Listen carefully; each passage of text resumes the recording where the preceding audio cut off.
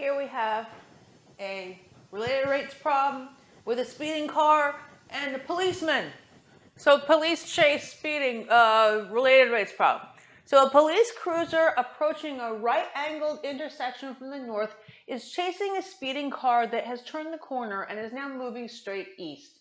When the cruiser is 0.6 miles north of the intersection and the car is 0.8 miles to the east, the police determine with radar that the distance between them and the car is increasing at 20 miles per hour.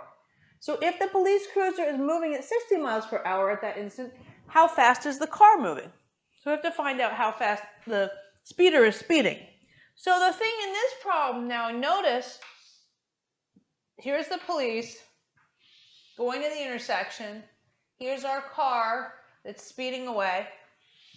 So this is a pretty standard triangle, right? So I'm just going to give it x, y, and I might as well just call this z because I don't want to call it d since I don't want d. It's not a good variable to do these, right? Because you end up with dd. It doesn't look great. So I'm going to call it z. Now, what information do we know about the various speeds and such?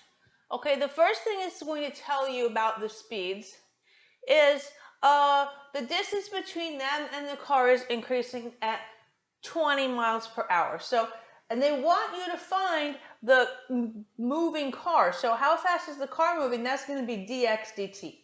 So we're going to find dx dt, right, the speed of the car. And then we've been given that dz dt, the distance between the police and the car is increasing at a rate of 20 miles per hour, and then the police car itself is going 60 miles per hour. So here's the tricky point. Yes, it's going 60 miles per hour, but this distance y is actually decreasing because y is the distance between the police cruiser and the intersection. So he's going this way, his distance is decreasing. So we want to put this negative 60 miles per hour. Not because he's going down, it's not a direction thing so much. It's because, well, he could be going down where you're going to be going up, but the question is the point is that the distance itself is decreasing, right? Because you're measuring from the intersection. So this guy X, he's moving this way. His speed is in this direction.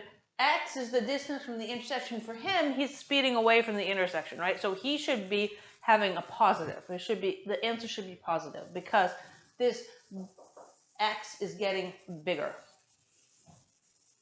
Okay? So what we have is we have this, and at the instant where we took these measurements, we know that y was 0.6 miles at, and then x was 0.8 miles, right?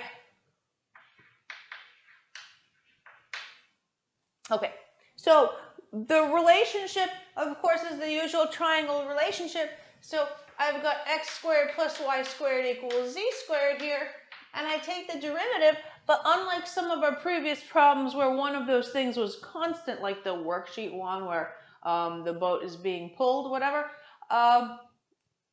all three of these actually are changing, right? So that's something I have to look at and just sort of figure out from the wording of the problem, right?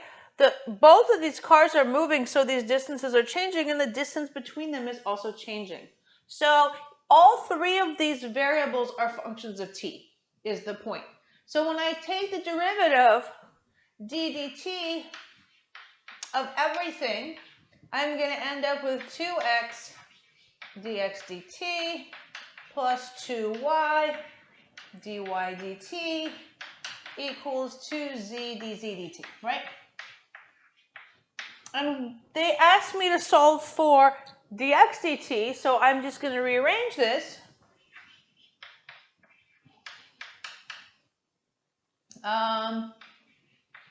Z over x dz dt minus y over x dy dt. All right. Okay, so, and now we just have to shove in our numbers. We're still missing the z, right, because they gave me x and y. So I have to go back to my Pythagorean theorem to find z. It's going to be the square root of 0.6 squared plus 0.8 squared. So, or you can just, yeah, this is like a 6, 8, 10, right, triangle, right? So plus 0.64, square root of 1 is 1. So, yeah, so z is 1. So let me just put this information in here. So I have 1 over 0.8, dz dt was 20, minus 0.6 over 0.8, and dy dt was negative 60. Okay, so there you see why it makes a difference here, because this negative and negative then becomes positive. All right, and then let's work this out of space down there. So what do I have?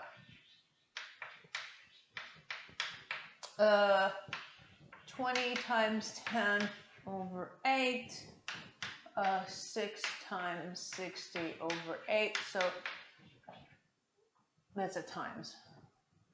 200 plus 360, right? So this is 560 over 8, so that is 70 miles per hour. And that is my answer. Okay, so the cops are not going to catch this guy unless they speed up.